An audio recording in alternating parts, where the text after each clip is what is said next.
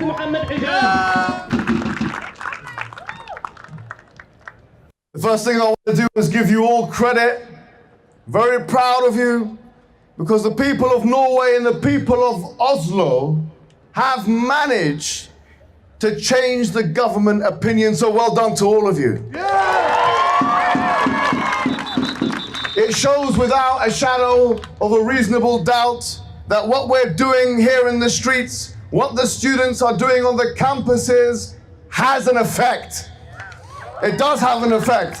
So much so that they were discussing me in the Norwegian parliament. Yes, they were. And one of them tried to get me banned from the country. His name is Robstar. And of course, he's failed his objective, because I'm right here in front of you.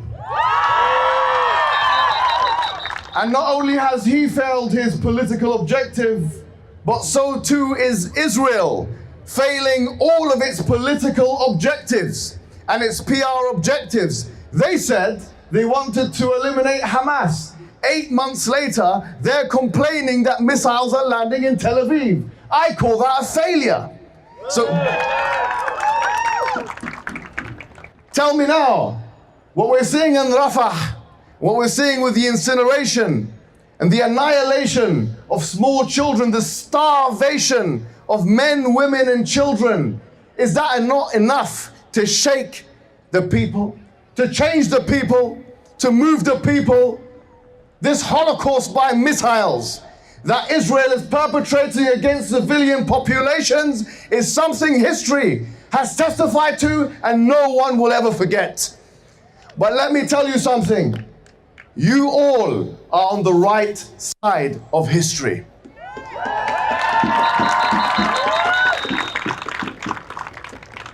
The question is, will the Norwegian government take the next brave step? They've recognized the state of Palestine. That's a brave step. I must give you credit. But the next brave step, as my previous colleague mentioned, is to close down the Israeli embassy, the genocide embassy. If we had an embassy of Germany at the time of Nazi Germany that was perpetrating a Holocaust, it would be closed down everywhere. How so then do we have this embassy still existing in this place?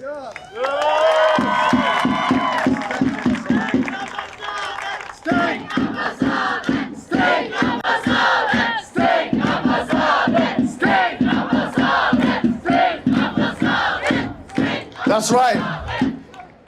And I'll say something else, which is the economic divestment, the severing of economic ties by the Norwegian government with anything, any company, any organization, any multinational, any transnational that is facilitating or funding or supporting directly or indirectly the genocide that we're seeing must also stop. Do you agree? Yeah! Do you agree? Yeah! Do the people of Norway agree? Yeah!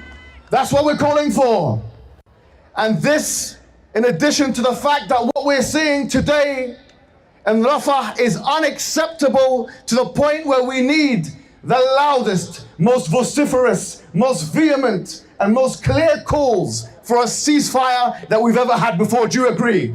Yeah! Ceasefire now, yes or no? Yeah! Do you agree? Yeah! The Norwegian government must present their case. Ceasefire now, yes or no? Yeah! Yes or no? Yeah! Yes or no? Yeah! Let them hear it. Say it again, yes or no? Yeah! Wassalamu alaikum wa rahmatullahi wa barakatuh. Thank you. Ceasefire now! Ceasefire! Assalamu alaikum wa rahmatullahi wa barakatuh. How are you guys doing? So look, I mean, I love the fact that, you know, you guys are actually doing things in English language.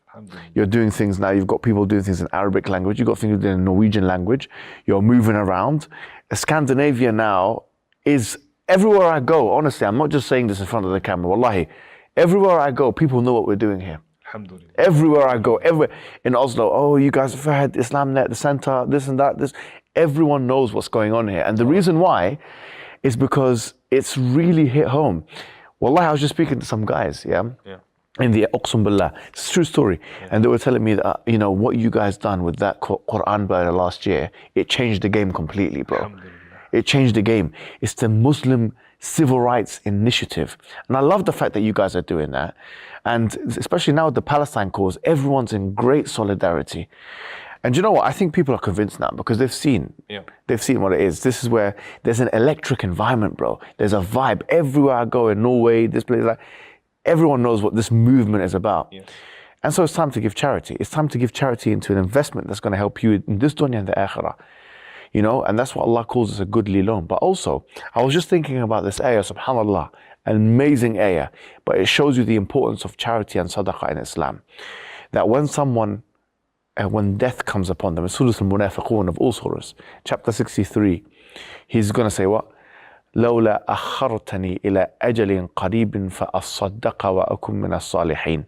If only you had just let me for some time. So this person's in regret now.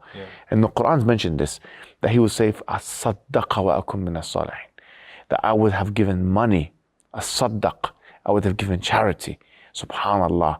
Now you have the opportunity to give charity to one of the most important, biggest centers in the world, in the whole world, in the da'wah world, which is Islamnet, because it can do and say things which, by the way, people can't do and say things like this in the Muslim world, censorship, this and that, governments, all those kind of things. This is one of the most fruitful opportunities of charity in the entire world, dunya.